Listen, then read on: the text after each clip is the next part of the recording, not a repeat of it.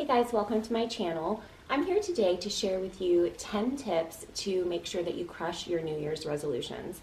I know we've all set out at the beginning of the year to reach a goal, and then by March we've totally forgotten what we even wanted to do. So I'm going to get right into it, make this short and sweet. The first tip is to set attainable goals. If you're at a level 2, don't set goals at a level 10. It's really discouraging if you're setting goals that are beyond your reach. Make sure that they'll fit into your daily life, into your schedule, and that they are attainable. So that's our first goal. Number 2 is set a timeline with mini goals. A year is really long, 12 months. So it can be kind of discouraging if you're working super hard to reach a big goal and you're not seeing as much progress. So while that end goal is really important, if you set little mini goals each month, it's really satisfying and motivating when you can hit those little milestones along the way, and then they all add up to your big goal. So, number 2, mini goals. Number 3, schedule it out. I already talked about how it's important to make sure it fits into your life, but actually sit down and schedule out how you're going to achieve these goals, where it's going to fit into your day, along with your conference call with your boss and soccer practice with your kids, date night with your husband. Schedule out, even if it's just 30 minutes, where that will fit in. Another tip that I really have found helpful is get yourself a nice planner. I have the Erin Condren planner, but if that's a little out of your price range for what you find reasonable, you can go to Office Depot or on Amazon for $15 or $20 and get a really cute planner that will be motivating to, sit down, plan it out. You'll be excited to highlight off the things that you've accomplished, and that's another really motivating thing. So that's number 3, schedule things out. Number 4, find someone to hold yourself accountable. Every day we take on so many things that are just resting on our shoulders, like the dishes. Who's going to make us do the dishes? Not my husband.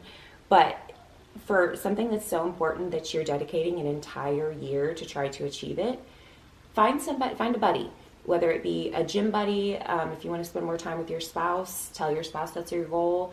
If you want to spend more quality time and do fun things with your kids, tell one of your girlfriends or somebody in your mommy group. Just find somebody that can hold you accountable, so if you do get off track, they can kind of remind you, hey, get back on your course because this is really important. So, number 4, find someone to hold you accountable. Number 5, don't make excuses. And this is easier said than done. I am the queen of excuses. I could, be like, oh, I haven't washed my hair in 5 days because I don't want to, or I can't go there because I stubbed my toe.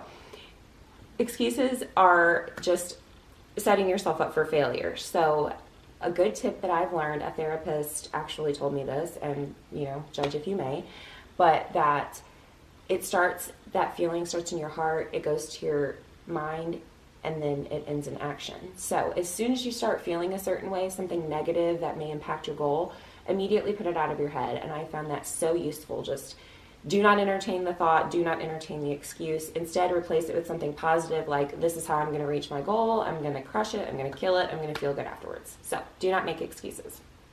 Number 6, give yourself little rewards. We already said that, a year is super long, so if you're waiting for 12 months to get that reward of accomplishing your goal, it's going to become discouraging at times. And how often you need rewards is going to depend on how much you're struggling. There will be times where I'll go a week or a month and I won't need a reward. Then other times I need something every single day. And it doesn't have to be something expensive. Just give yourself a little reward, whether it be a latte from Starbucks, or, if you did something that you didn't really want to do, some obligation for your kids' school that you volunteered for, take the family out for a nice dinner at, it can be a cheaper restaurant, but just something so that you feel rewarded for accomplishing your goal. So give yourself little rewards along the way. Number 7, post your resolutions where you can see them.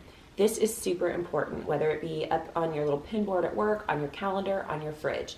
Just have that there as a reminder so that you're not forgetting what you set out to do. And it can really be motivating to see that, in big letters, this is my resolution, this is my goal, this is what I'm going to do. So post them where you can see them.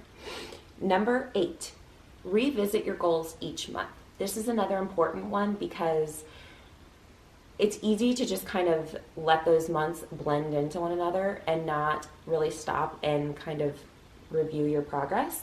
So each month decide, I did really good this month, this is, how I succeeded, and this is how I can improve. And then you'll find it easier next month to kind of correct those things or continue to do the good things and help reach your goals. Number 9, why do you want to reach the goal? Everyone always says find your why, and that may sound kind of cheesy, but it's really true. Why you set out to achieve this goal is important. It's obviously something very important to you, and if you can remind yourself of that and you can figure out what that reason is, that will probably be the best motivation you can find along with the other tips. And then our 10th and final goal is check off each successful day. And that might seem kind of like a discouraging thing because, no one's perfect, and we are going to have those days where we don't live up to the goals that we've set. But at the end of the month, when you look back and you see the days that you were good, I myself give myself a check mark if I've achieved my goals and an X if I haven't done so well. And do give yourself some grace here. Maybe you wanted to go to the gym for 60 minutes and lift weights and do cardio, or you wanted to, have a romantic date with your husband or wife.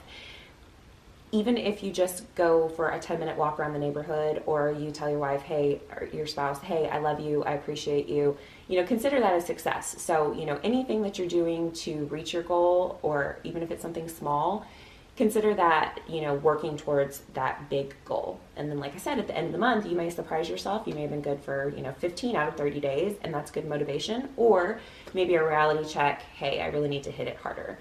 And kind of going along with that, maybe even a bonus 11th tip is don't give up. If you hit February 1st and you've already kind of gotten sidetracked, just accept it for what it is, realize how you can get better, and move on, because you have an entire year, another 11 months to accomplish those goals. So I really hope that you found these tips beneficial. I know that I have. I'm going to be setting some really fun motivational goals for 2019. And the first week of January, starting on the 1st, I'm going to be sharing a new video every single day, whether it be a workout video for encouragement for you guys, how to clean and organize to get your life, flowing better. We're going to organize my junk drawers, which I'm not going to lie, they are a mess, but I'm not here to pretend like I'm perfect. That's not going to help anybody. It's real life. So anyway, I hope that some of these tips help. Even if you just use a couple of them, I guarantee that they will bring you success. So Happy New Year, and I hope you all have a good day.